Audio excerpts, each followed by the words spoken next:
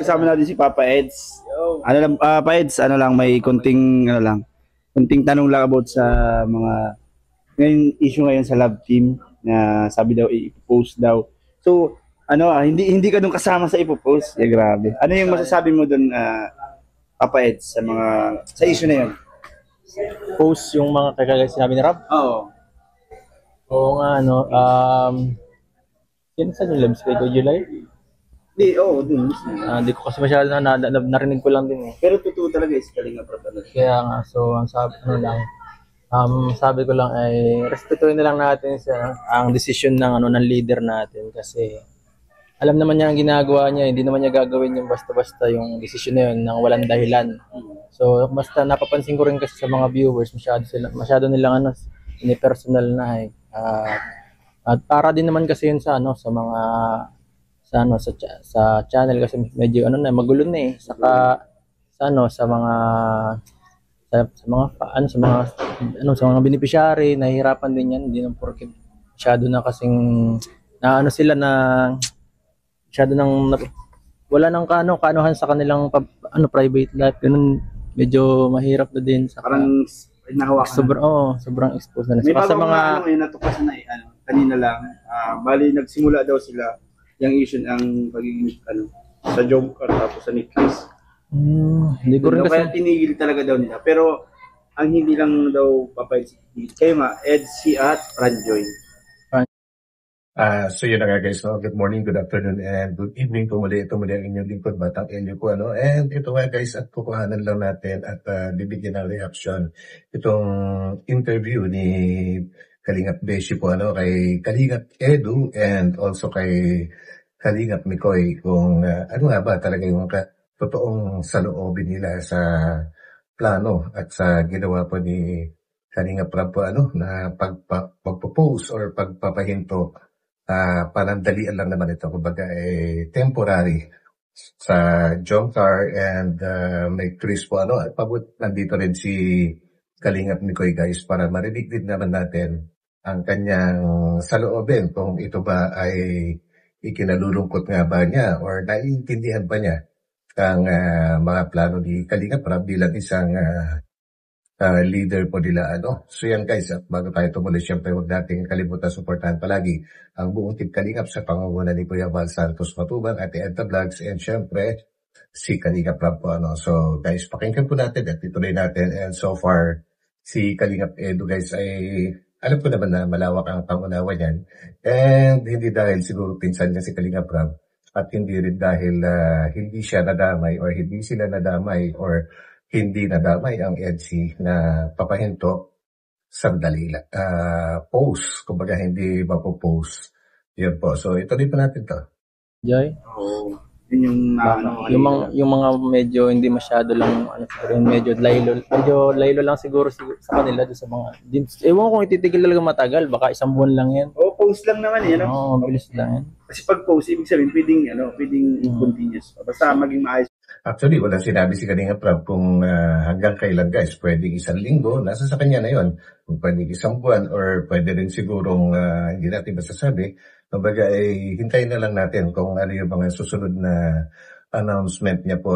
And ang matitira nga daw ang Franjoy tsaka Edsy guys. And kanina lang napanood ko yung live stream ni Kuya July, ni Sir July po na regarding nga po sa mga mainit-init na na naman ngayon, issues tungkol sa kapatid naman ni Joy sa atin niya po tungkol sa kanyang My Day o kanyang post sa kanyang FB.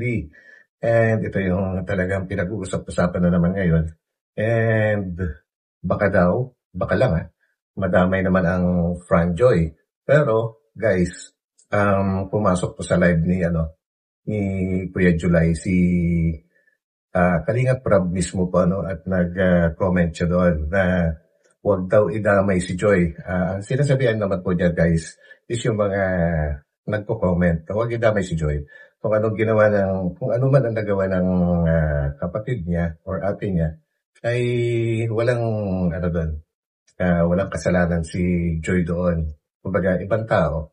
So, ibang tao din si Joy po. So, ibig sabihin, tuloy pa rin ang franchise siguro. So yun guys, so ituloy po natin to. Ulit yung ano, yung mga tawag supporter, Oo.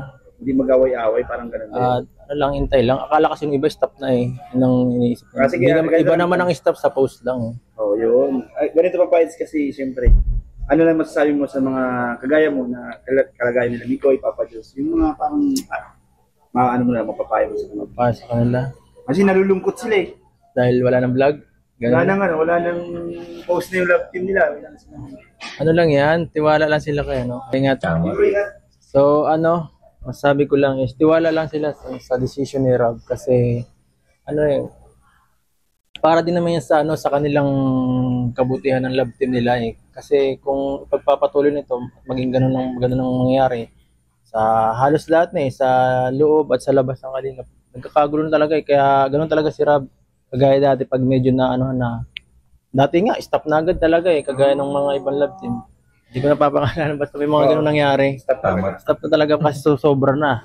So sa atin lang is maging ano na lang tayo, makisama na lang tayo sa decision ng leader natin kasi pag napuno pa yan, baka lalong mawala kayo mapanood. At yung mga hinahangaan nyo, din yun naman makita sa channel na lang nila. Di ba? Ganito na Pides, ano lang yung masasabi mo sa mga supporter? Kasi continuous pa rin kayo. Ano kayo, supportahan nyo lang sa ano, maging parang lahat nyo na lang supportahan siguro kasi iisa na naman tayo dito ng hangarin eh, makatulong, yun ang pinaka-purpose nito, hindi naman love team lang talaga. Ang Kalingap po ay ginawa lang para makatulong sa mga tinutulungan. At yung love team po, ano lang yan, parang medyo boost yan, nakaka-boost ng channel eh. Tinatangkilik kasi ng iba yung mga ganyang klaseng ano, vlog, mas okay. Kaya nangyari, medyo tinangkilik na rin ni Rob na magparagagawa ng love team. Kaya yun. Paulit-ulit naman yung sinasabi ni Rob eh. Ang love team is para makatulong din sa mga ibang mahihinang vlogs. Diba? Ayun pa Pides, thank you at nabuti natin important. So yun lang po Pides, thank you so much. So yun guys, as expected ay talagang magiging positive ang mga comment po ni Kalingap Edo po ano. And so bigyan naman natin at pakinggan naman natin ang kung ano masasabi ni Kalingap Mikoy guys dahil yung Mike Chris naman po ay isa sa mga na-post. Kumbaga ano, gamitin na natin yung exact na terminology na ginamit. Baka na iba pa yung pang-intindi ng iba pag sinabi pong mapapatigil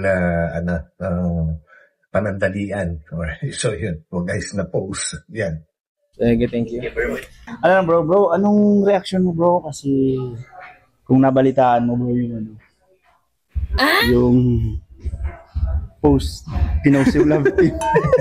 Nakapost yung love team. Anong sabi mo dun bro? Ang masasabi ko dun, for sure may reason naman kung bakit, di ba? Correct. Kaya kung sakaling totoo yun na mapopos ang aming love team or tandem na ni Chris. Opo. Opo. Oops. Bro, hindi nga kayo. Yun nga. Sabihin na lang natin yun. Kasi damay kung sakaling kasama kami. Maintindihan namin kasi for sure may reason si Kalingap Rob doon. Yes, unang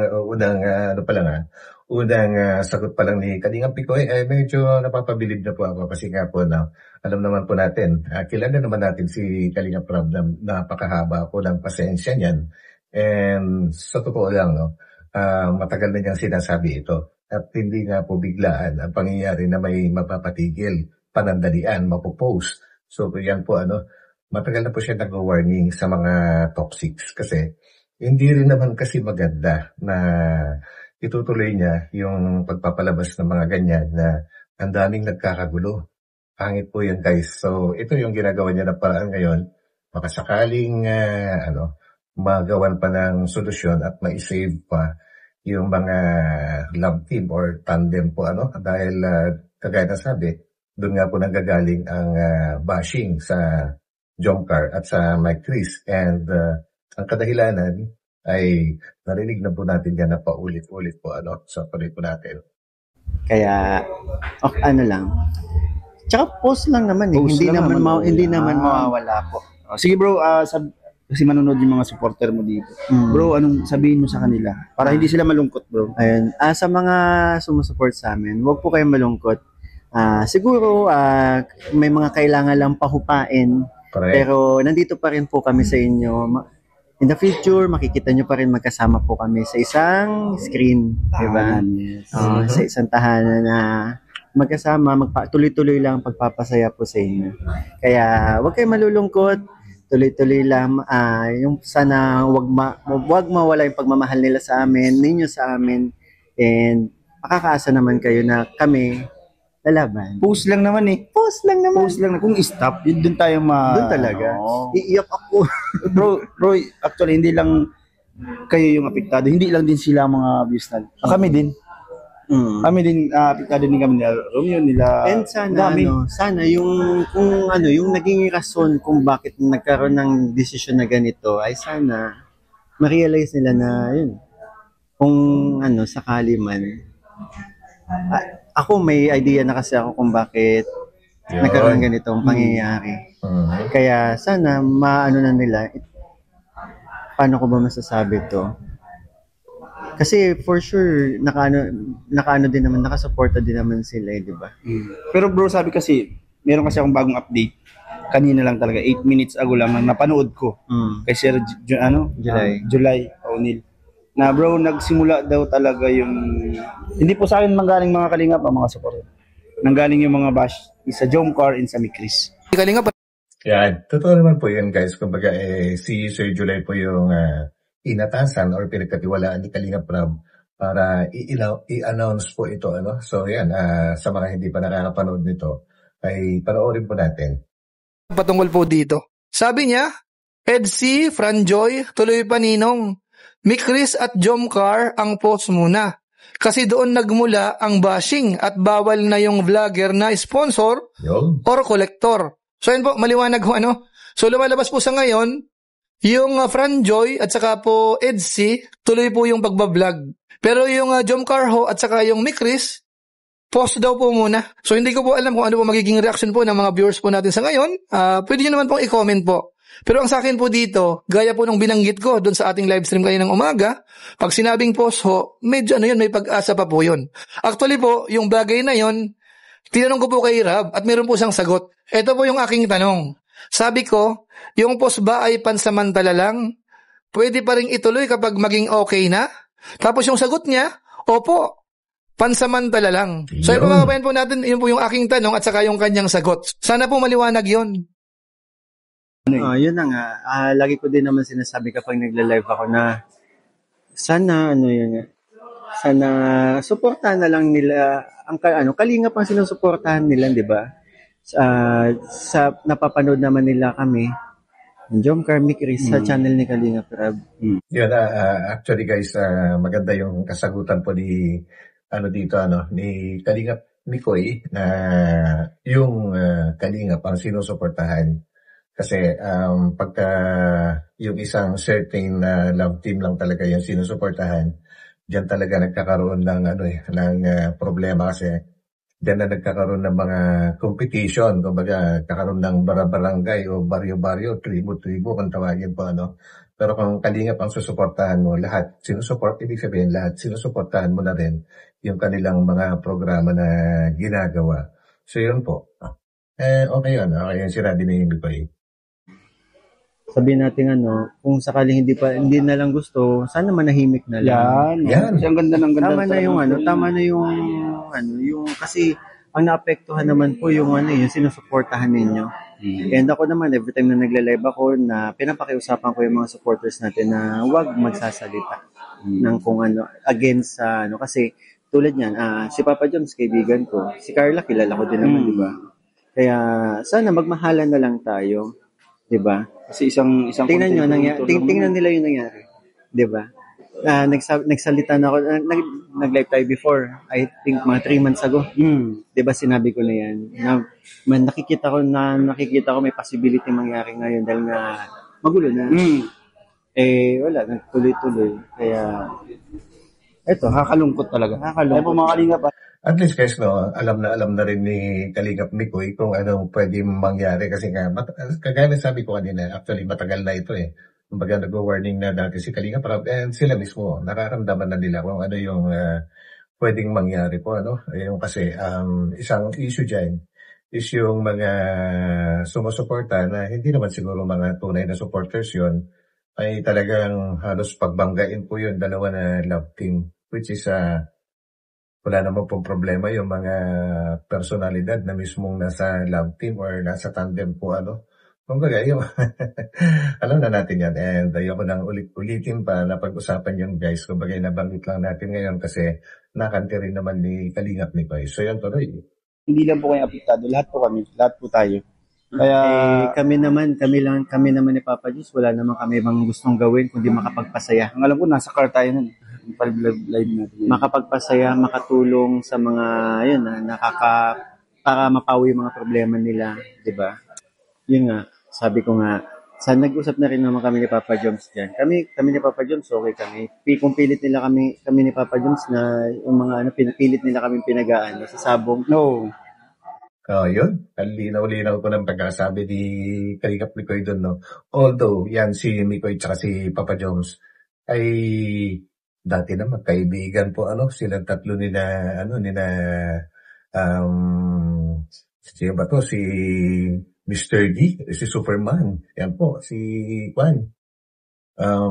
Sino na ba yun, guys? Yung pinsan ni Kalingap Prab, yung si Super Pogi. Yan po. Nagtatawa na lang kami ni Papa Jones kasi yun, sa likod ng camera, Okay na. Kanina nga, di ba? Oh, kulitan portion. Kagabi, kulitan portion. Kaya, yun. Kasi, saan ba ako nagsimula? Di ba? Kasama ko nila Papa Jones, nila Boss B. Kaya, yun, si Boss B. Sa tingin, makikipagano ba ako kay Papa Jones? Kompetensya ba? Ganon din. Hindi naman ako yun na nga ang iniisip pa, nakikipagkompetensya ako. Ako, ginagawa ko lang naman yung best ko para makapagpasaya ng tao. Kaya, actually guys, marami rin ako nababasa mga comment tungkol kay Kalingap Mikoy na talagang kakaiba nga daw yung kanyang pag-arte po Kapag hindi natin maano yun kay Kalingap Mikoy kasi dumaan po yan sa di ba dating nasa showbiz siya kahit sandali lang, panandalian lang, dumaan po yan sa sa mga trainings, di ba? Sa pag-arte. Kumbaga, kung ano man yung napagdaanan niya doon or natutunan niya, ina-apply niya ngayon dito kasi halos wala rin namang pagkakaiba, guys. So, yun, ang kakaiba sa kanya. So, ako mismo, naiintindihan ko yun. Yun. Hindi nila masisisi kung ginagalingan ko.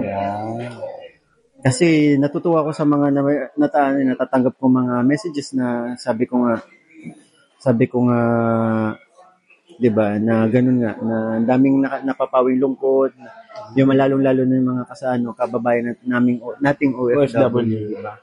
Kaya yun, sana magmahalan na lang. Yes, and supportan lahat. Ako ni Chris, Edsy, Kasi until now, may mga nababasa pa rin akong mga comments na hindi ko na lang iniintindi, pero sabi ko, hindi pa rin pala talaga tumitigil. So, bahala na lang si God. Sa mga nagmamahal sa amin, yan, sa Mikris, yun po, at tulad ng sinabi ko kanina, huwag po kayo malulungkot. Ito ay, nagpapahinga lang tayo. Pero ako, di ba, makikita pa rin naman nila, and si CJ, makikita pa rin naman nila sa mga, like, tulad nito, nasa live selling si CJ kaya wala dito 7. Kumusta pala kayo, bro? Kumusta pala kayo? Okay naman. Yun! Please, mabilisan lang. Okay naman. Bro, thank you, So yan, magtatago mo ka dyan.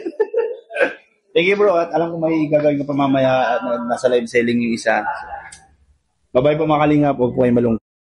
So yun guys, malinaw naman yung pagkakasabi nila. At saka may Chris guys, makikita nyo rin yan. At saka palagi naman nag-update si Kalingap Tatay. Nakikita ko yung mga uploads niya tungkol sa may Chris at palaging meron siyang nasasabi tungkol sa kanila. Kumbaga, parang hindi rin natigil ang Mike Chris kasi nandyan si Kalingap Tata na nag-update.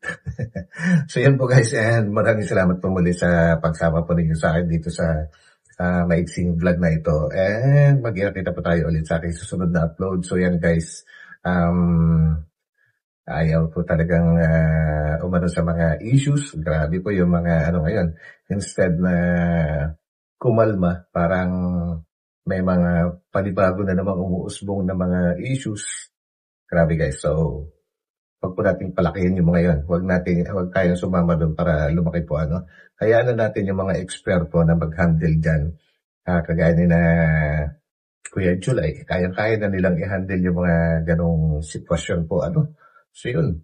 At hanggang dito na lang ulit. Maraming salamat. And ito muli ang inilikod. Batang LU. So, bye po muna. Bye.